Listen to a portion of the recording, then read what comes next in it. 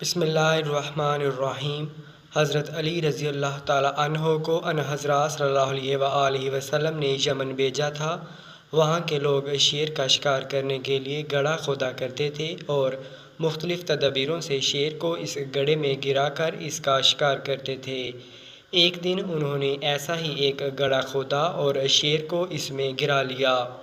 آس پاس کے لوگ تماشا دیکھنے کے لیے گڑھے کے ارد گرد جمع ہو گئے اور اتنی دھکم پیل ہوئی کہ ایک آدمی اپنا توازن برقرار نہ رکھ سکا اور گڑھے میں گرنے لگا۔ گرتے گرتے اس نے سنبھلنے کے لیے ایک پاس کھڑے ہوئے آدمی کا ہاتھ پکڑا۔ اس سے دوسرے آدمی کے بھی پاؤں اکھڑ گئے اور وہ بھی گرنے لگا۔ اس نے سنبھلنے کے لیے ایک تیسرے آدمی کا ہاتھ پکڑا اور تیسرے نے چوتھے کا، اور یہاں تک کہ چاروں گڑھے میں آ رہے شیر بھی ابھی زندہ تھا۔ اس نے چاروں کو اتنا زخمی کیا کہ وہاں ان کی موت واقع ہو گئی۔ اب مرنے والوں کے رشتہ داروں میں جھگڑا شروع ہوا کہ ان کا خون بہا کون دے۔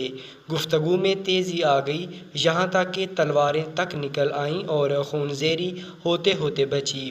حضرت علی نے یہ فیصلہ فرمایا کہ ان چاروں کی دیت خون بہا گڑھا کھودنے والے پر ہے، لیکن اس تدبیر سے کہ پہلے کو چوتھائی دیت، دوسرے کو تہائی، تیسرے کو آدھی دیت اور چوتھے کو پوری دیت ملے گی۔ بعد میں یہ قصہ ان حضرات صلی اللہ علیہ وسلم کی خدمت میں پیش ہوا تو آپ صلی اللہ علیہ وسلم نے اس کی توضیح فرمائی۔ علامہ قرطبی رحمۃ اللہ علیہ فرماتے ہیں کہ اس فیصلے کی وجہ یہ ہے کہ چاروں خطائے قاتل ہوئے تھے اور گڑھا کھودنے والا ان کی دیت کا ذمہ دار تھا، لیکن پہلا شخص مقتول ہونے کے ساتھ ساتھ تین آدمیوں کو کھینچنے کی وجہ سے ان کا قاتل بھی تھا، لہٰذا جو دیت اس کو ملتی اس کے تین حصے مقتول پر تقسیم ہو کر اس کے لیے صرف چوتھائی حصہ بچا۔ اسی طرح دوسرا شخص دو آدمیوں کا قاتل ہے، اسی لیے اس کی دیت کے دو تہائی حصے اس کے دو مقتولوں کو اور ایک حصہ خود اس کو ملے گا۔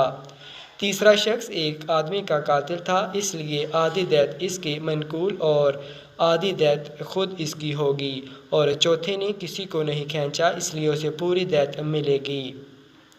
حضرت عمر بن عبدالعزیز رحمۃ اللہ علیہ کے زمانہ خلافت میں جب مسلمانوں نے سمرقند فتح کر لیا اور مسلمان وہاں بس گئے اور اپنے گھر بنا لیے اور ایک عرصہ گزر گیا تو سمرقند والوں کو معلوم ہوا کہ مسلمانوں نے اپنے نبی صلی اللہ علیہ وآلہ وسلم کی سنت کے خلاف ہمارے ملک کو فتح کر لیا ہے، یعنی یہ کہ سب سے پہلے اسلام کی دعوت دیں، پھر جزیہ کی پیشکش کریں اور اگر وہ بھی منظور نہ ہو تو پھر مقابلہ کریں۔